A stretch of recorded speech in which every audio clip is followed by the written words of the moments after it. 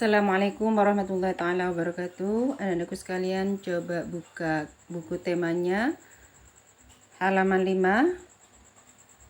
Coba perhatikan,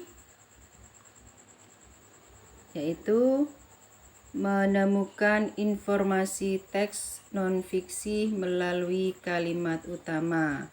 Seringkali kita mencari kalimat utama pada sebuah paragraf yang ada pada teks bacaan,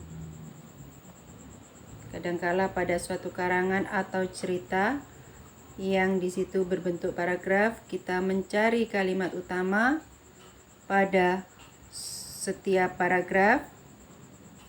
Apa kalimat utama itu? Kalimat utama merupakan inti dari sebuah paragraf, di mana kita akan mencari kalimat utama sehingga dengan kalimat utama itu bisa mewakili dari satu paragraf. Jadi mewakili pada sebuah paragraf.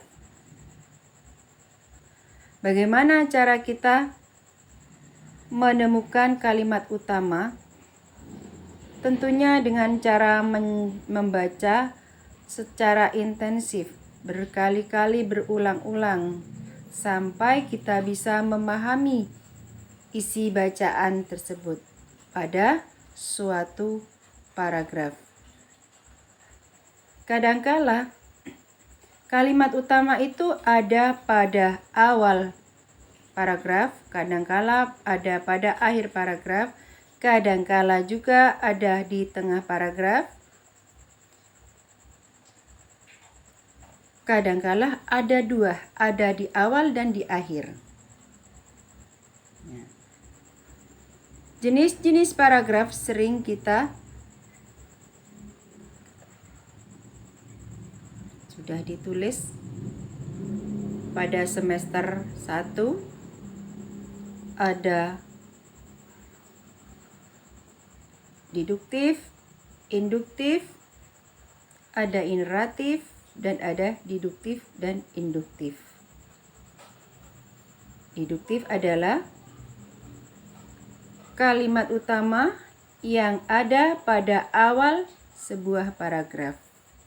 Sedangkan induktif, kalimat utama yang berada di akhir sebuah paragraf. Dan kalimat utama yang ada di tengah paragraf disebut dengan ineratif. Ada juga deduktif, induktif, atau disebut juga dengan campuran.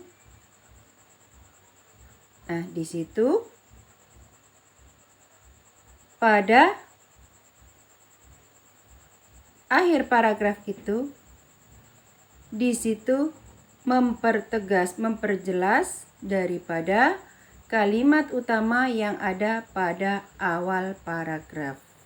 Nah, jadi untuk mengetahui kalimat utama, kita harus membaca dengan cara intensif, membaca dengan sungguh-sungguh dan terus-menerus sehingga kita betul-betul memahami bacaan tersebut.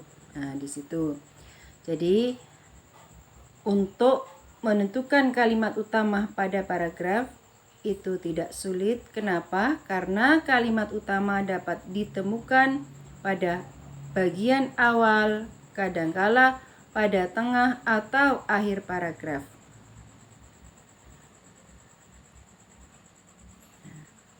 Ini ada contoh di sini.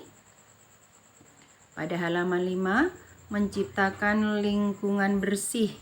Kita perhatikan pada paragraf pertama, lingkungan bersih adalah lingkungan yang sehat, jauh dari sampah dan polusi.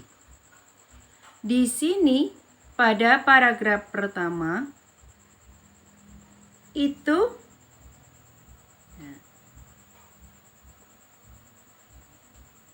letak kalimat utamanya terletak di awal paragraf, yaitu lingkungan bersih adalah lingkungan yang sehat, jauh dari sampah dan polusi. Kenapa ada di awal paragraf?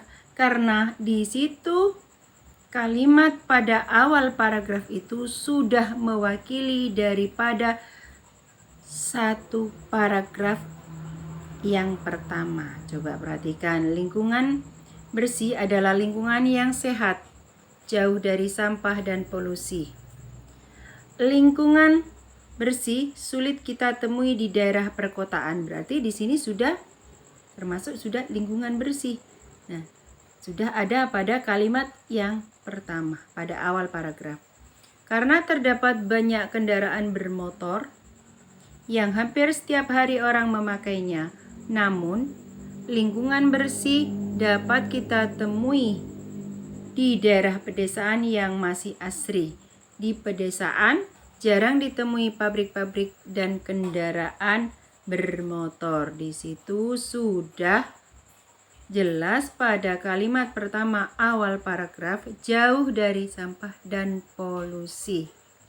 Nah, di situ berarti pada paragraf pertama, kalimat utamanya ada pada awal paragraf, yaitu lingkungan bersih adalah lingkungan yang sehat, jauh dari sampah dan polusi.